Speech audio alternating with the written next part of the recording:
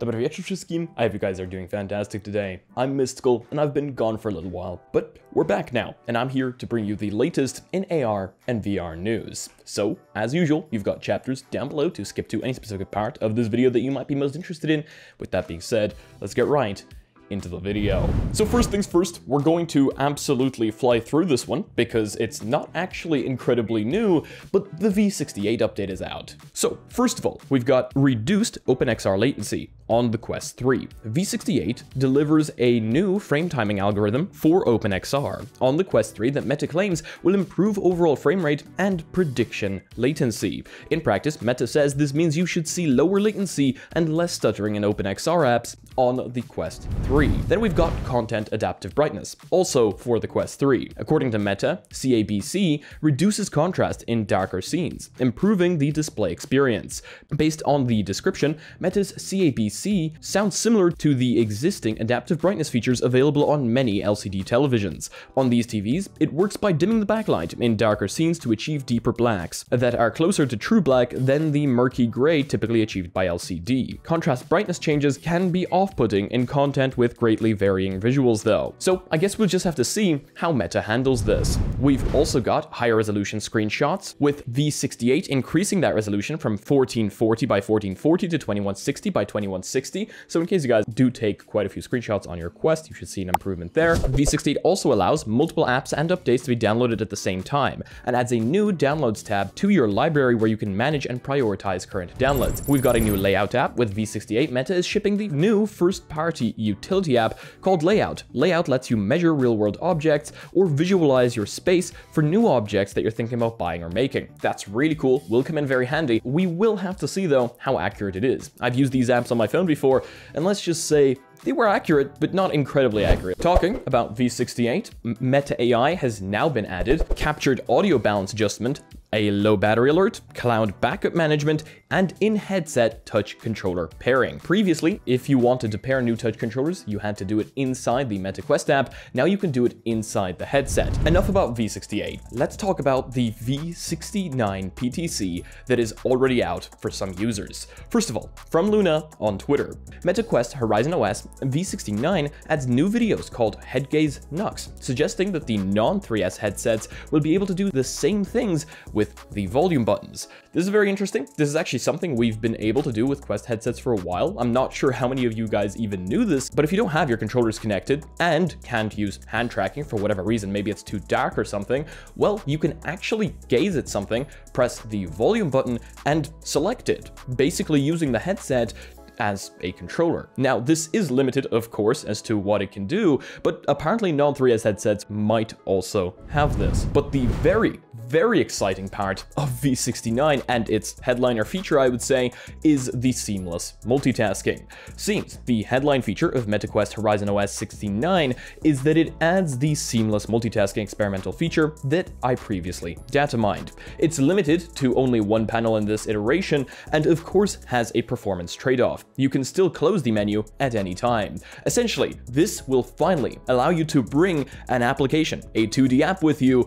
into a game and keep it anchored there while you play your game. For so many people that have wanted to watch walkthroughs while actually playing through a game, or I don't know, just listen to some music and have the window floating there in case you want to change the song at any time, this will now be an option inside V69. This, honestly, I cannot explain to you how excited I am for this one. This is something that we've so far only been able to do on computer. This is going to be incredible for multitasking and just great for, I don't know, if you want to watch like a video while playing a game at the same time. The new window layout has now also left experimental. Another big thing in MetaQuest Horizon V69 PTC, the new window layout, aka spatial panels, has left experimental. Theater View, in particular, gets some nice animation and UX refinements. Also, yes, I'm going to keep using SAO stuff for media demos. I honestly think that is a very good idea, considering the fact that that is on brand. Then we have MetaQuest Horizon OS V69 adds global spatial audio in settings, system, and sound. This is turned on by default. I assume what this means is global, as in system-wide, you will now have spatial audio, which is really cool. Spatial audio in VR is very important, and seeing more of it, it's going to be quite a bit more immersive. Okay, now onto some quite disappointing news, as Ready at Dawn, the people behind Lone Echo and Echo VR, are shutting down. Ready at Dawn is reportedly being shuttered.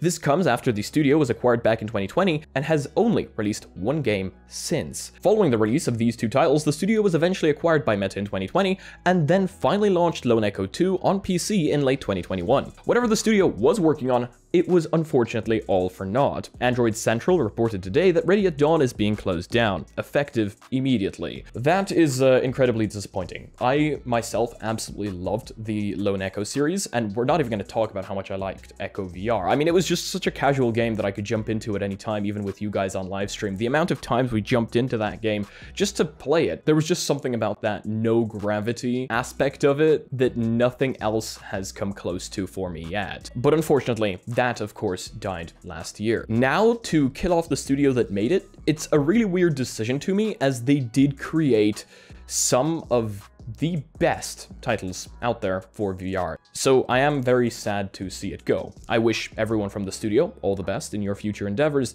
and hopefully we see something more from the people behind that studio in the future. Maybe they will go into virtual reality game production again, maybe with a different studio, maybe someone's gonna make another studio, who knows. I was really hoping we'd get to see more from them, but unfortunately, that will not be the case anymore. And now onto the new Pico headset, as Pico is teasing its announcement for August 20th. In social media posts on Facebook and X, the ByteDance-owned company wrote, "Thrilled to share Pico's new product is on the way. For exploration or gaming, it boosts your MR/VR experience to next level." In a separate post, Pico shared a video showing a group chat called Pico Squad, where a new blurred out participant joined Pico 4, Pico Neo 3, and Pico G3. And of course, we've already got high-resolution renders of what will supposedly be the Pico 4S. So you can see those going above me right now. In case you guys aren't into Pico devices, well, you can be excited for a brand new Pico 4S. We talked about this in a previous video, and it's also going to have some boosted specs, of course. But yeah, Pico's new headset being announced very soon. Microsoft is supposedly thinking about getting back into the XR space. According to a report from a Korean tech outlet, the ALEC, Microsoft has contracted Samsung to supply micro OLED display panels for what is described to be the next generation mixed reality devices. Citing industry sources, the report maintains the order could reach into hundreds of thousands of micro OLED displays, with such a Microsoft XR device reportedly slated to arrive as early as 2026. So, I mean, early, not early, depending on who you are, that may or may not be early for you. But unlike Meta's current line of Quest headsets, the alleged Microsoft headset will be used for enjoying or watching content such as games or movies rather than the metaverse. The report maintains, machine translated from Korean, potentially putting it into competition with the Apple Vision Pro. Since Microsoft's abandonment of its WMR platform late last year and ongoing stagnation around its HoloLens AR platform, the company has mostly concentrated on smaller XR software projects. Since the release of the Vision Pro earlier this year, however, competing, or at least preparing to compete, with Apple seems to be the order of the day. I absolutely agree with Road to VR here. It looks like a lot of companies that were either not interested in AR previously or just weren't really thinking about it, now that the Apple Vision Pro is out, well, have jumped onto that bandwagon. And I mean, look, we talked about this before. Where Apple goes, the industry tends to follow. And this tends to be a pretty good thing for us consumers, as we get more competition and more devices to choose from, which, I mean, sounds like a good thing to me. Talking about good things, the PSVR 2 now works with PCVR. Of course, we all thought you'd need to buy that adapter in order to use it with PCVR, but apparently, no. You don't actually need the adapter to play PCVR with your PSVR 2 if you've got a compatible graphics card. Sony released its long-awaited PCVR adapter for the PSVR 2 this week. However, early reports maintain some users don't even need the company's $60 adapter to start playing PCVR games like Half-Life Alyx. A number of early user reviews of the adapter are echoing many of the same points right now. Some graphics cards with USB-C ports allow PSVR 2 users to directly hook into their GPUs and play Steam VR games. All you need to download is that PlayStation VR 2 app on Steam. No adapter required.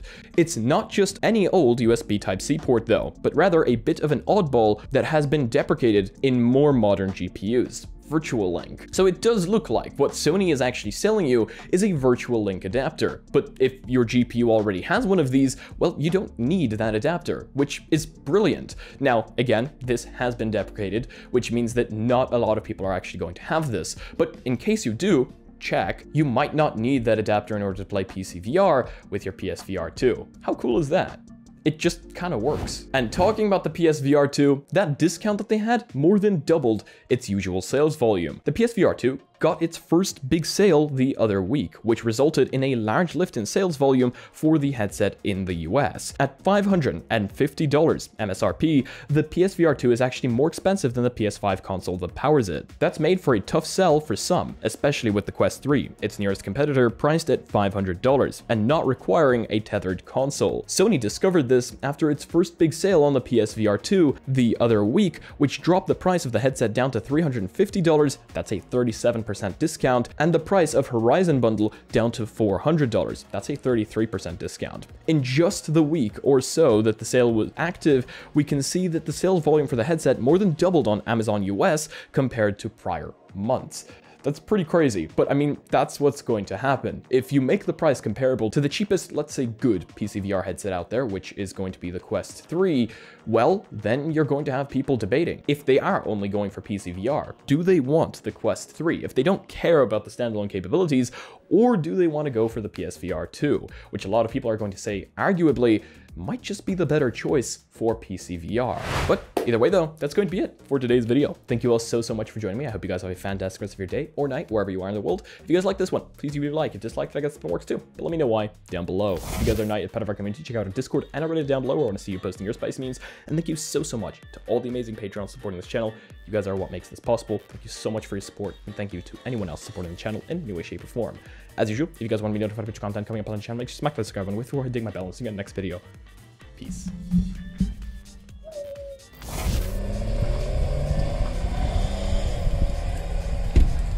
No nie wiem. W sensie, no, widać efekt, nie?